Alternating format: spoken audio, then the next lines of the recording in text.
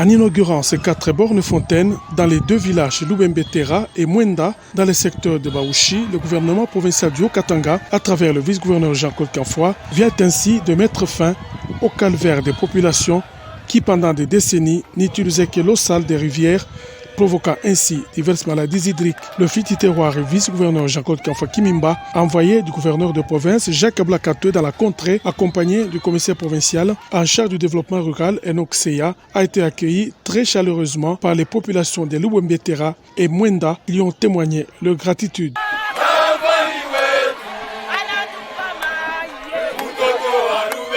Dans son adresse en langue locale, le numéro 2 du Haut-Katanga a fait savoir que le gouvernement Kaboula travaille selon la vision du président de la République, Félix-Antoine Tshisekedi, qui place en premier lieu le bien-être de la population, raison qui justifie le lancement de la politique du développement à la base, politique exécutée sans faille par le gouvernement provincial. Son Excellence, Monsieur le Gouverneur, avait compris les pleurs des enfants de Lubembe et nous a envoyés ici afin que nous puissions inaugurer cette borne fontaine. Et je pense qu'il pourra encore ajouter d'autres. Donc c'est dans cette optique de la vision du chef de l'État que nous venons pour que la population puisse être satisfaite et qu'elle puisse savoir que nous pensons à eux et nous venons résoudre leurs problèmes. L'implantation des puits dans le village est un ouf de soulagement pour les grands chefs du groupement Mwenda, Joseph Kilumba, qui salue par ailleurs la spontanéité avec laquelle le gouvernement provincial, via au vice-gouverneur Jean-Claude Kanfoua, a répondu à leurs demandes. Vice-gouverneur Kanfoua, pabukankala batuletela kunoku groupement Mwenda pamushiwa Lubembetera pakuleta ko amenshi panto amenshi evumi bwa muntu twatotela sana na kuri ba Tiabula. Hormis les 4 bornes fontaines inaugurées, le gouvernement provincial a fait un don de 2 moulins à cette population qui s'est déplacée en Zambie pour moudre les maniocs, maïs et autres céréales. Jean-Claude Kanfoua Kimimba a par la même occasion suivi avec une oreille attentive les doléances de la population dont la plupart sont déjà en cours de traitement. À Lubembetera, Jean-Claude Kanfoua Kimimba n'a pas hésité un seul instant à consoler une famille éplorée qui venait de perdre un des siens. Message de soutien au léopard senior de la RDC. Chers sportifs haut-katangais, amoureux du ballon rond, la République démocratique du Congo, à travers ses représentants, les léopards seniors, est à un seul pas de se qualifier pour la phase finale de la Coupe du Monde Qatar 2022. La participation à ce rendez-vous de haute portée sportive n'aurait été possible sans l'implication personnelle de son Excellence, Monsieur le Président de la République, Félix-Antoine Tshisekedi Tshilombo, qui a rendu possible la préparation holistique de nos joueurs. Après avoir franchi toutes les étapes préliminaires relatives aux éliminatoires, nos léopards affronteront les Lions de l'Atlas du Maroc ce vendredi 25 mars 2022 à Kinshasa, en match aller des barrages qui donnera les tickets vers le Qatar 2022. En ma qualité de patronne des sports dans la province du Haut-Katanga, délégué par son Excellence Monsieur le Gouverneur des provinces, Jacques Blakatoué, je nous invite tous à apporter un soutien inconditionnel à notre équipe nationale pour l'amener à la victoire. À cette occasion, pour ceux d'entre nous qui voudrions suivre cette rencontre dans une ambiance de stade, je tiens à vous informer que 2 écrans géants seront placés au complexe scolaire Omnisport Kiwele et au terrain de foyer Katouba pour une projection en direct. À vous, nos vaillants léopards, ne lâchez rien. Vous êtes capables de faire entrer cette équipe dans la légende de l'histoire du football de la RDC. Accrochez-vous donc à cet objectif, quoi qu'il en coûte. Tous les Haut-Katanga est avec vous et nos vœux de succès vous accompagnent. Bonne chance à nous tous. Conformément aux recommandations issues des États généraux de l'enseignement supérieur et universitaire, tous les établissements doivent appliquer le système LMD dès l'année académique 2021-2022. C'est dans cette optique que l'Université de Lubumbashi, INULU en sigle, a organisé le séminaire de formation de renforcement de capacité des assistants et chefs de travaux. Au cours de ces assises, les participants, parmi lesquels le gouverneur de province Jacques Yabula Katoué, mais ici présent en sa qualité de chef de travaux, ont suivi plusieurs exposés, notamment sur l'assurance de qualité, l'évaluation, le stage, la deuxième session dans les systèmes LMD et d'autres. Les orateurs ont insisté sur les objectifs de l'évaluation qui sont notamment la vérification de l'assimilation des connaissances, l'acquisition des compétences et les dispositions pédagogiques. Écoutons le professeur Nyembo Kimoun. Nous sommes à la deuxième séance de pédagogie universitaire. Ça s'est organisé déjà hier pour le personnel académique et aujourd'hui pour le personnel scientifique.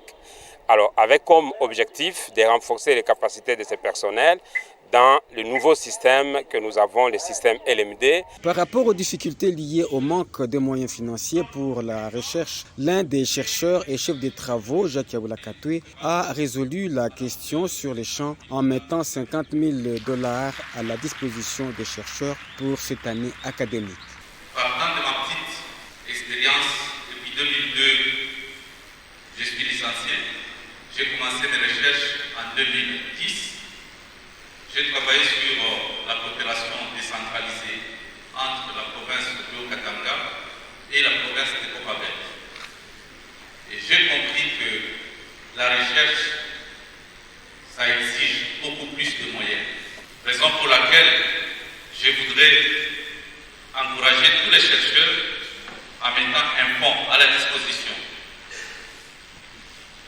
bien sûr de l'équipe choisi par les recteurs pour encadrer les chercheurs, un fonds, si pas de remboursement, mais de promotion ou d'encouragement des chercheurs. Et ces fonds, pour cette année, ça sera à la hauteur de $50,000 américains. Il faut noter que l'Université de Lubumbashi a démarré le système LMD avec les promotions de recrutement. La commune de Likasi a un nouveau bureau du bourgmestre. La cérémonie d'inauguration de ces 10 bureaux a eu lieu ce mardi sous la présidence du ministre provincial de l'Intérieur et décentralisation, Jean Lumbwe Mwanza, qu'entouraient les autorités politico-administratives, coutumières et les hommes sous les drapeaux. Selon les responsables de la maison qui l'a construit, cet immeuble a 3 pièces, le bureau du bourgmestre, de son assistant et le secrétariat. La prochaine étape concernera l'érection d'un bureau de la police nationale congolaise et ce sera en avril prochain. Le bourgmestre de la commune de Likasi, Olivier Kiboko, s'est dit satisfait de la construction de ces bureaux avant de remercier et saluer la présence du grand chef Mpandé. Il a aussi rendu hommage au chef de l'État Félix Antoine Tshisekedi Tshilombo. 2022, c'est l'année de développement. Qu'est-ce que tu fais dans ta commune? C'est ce que Kiboko fait. Parce que c'est ça qui me donne le poids, même l'orgueil, de vous dire votons Fachi. Parce que c'est ça. C'est pourquoi j'ai l'appui. Vous voyez aujourd'hui, la commune est transformée en ambassade de l'Union sacrée. Ils ne viennent pas pour me flatter. Ils viennent m'appuyer parce que tu construis. Tu honores Fachi. Les prêtres et les grands chefs Mpandé ont tous béni l'édifice. Le ministre provincial de l'Intérieur, Jean Lumbwe Mwanza, a coupé le ruban symbolique et visité le dit bureau. Il s'agit de jeunes compétiteurs formés dans plusieurs métiers et venus de partout en République démocratique du Congo. Après l'accueil par le ministre provincial de l'Éducation, Prudence Kabange Ilunga, cette dernière les a présentés au vice-gouverneur de province ce lundi 21 mars 2022. Jean-Claude Kamfaki-Mimba leur a prodigué quelques conseils tout en les encourageant à bien défendre l'image de la République démocratique du Congo dans cette compétition organisée en Namibie. Léonard Mouyombe, co-responsable national du projet EDUCAT, a étalé l'essentiel de cette compétition. Nous avons l'appui du gouvernement provincial, nous avons l'appui aussi de Enabel. Ils sont derrière moi, représentés ici par le service en salle, par le web design, par la mécanique automobile, par la soudure et l'électricité et ainsi de suite. Selon Lazare Chimpanda, ministre provincial de l'éducation du Kasaï oriental, ces lauréats sont ceux-là qui se sont distingués au pays, qualifiés, valables pour représenter la République démocratique du Congo à cet événement. Nous amenons comme ça 9 de nos lauréats qui ont été médaillés d'or l'année passée ici au Katanga dans des différents métiers. C'est comme ça que dans la délégation, il y a les responsables gouvernementaux, donc les ministres provinciaux en charge de l'éducation, mais également il y a ceux de FEC et des NABEL. Ces compétiteurs seront accompagnés en Namibie par les ministres provinciaux de l'éducation du Haut-Katanga et du Kasaï oriental avec leurs prophètes respectifs. Le ministre provincial du Kasaï oriental, le prophète de l'EPST au Katanga 1, Momat Munga, et les mentors des compétiteurs ont aussi pris part à cette rencontre.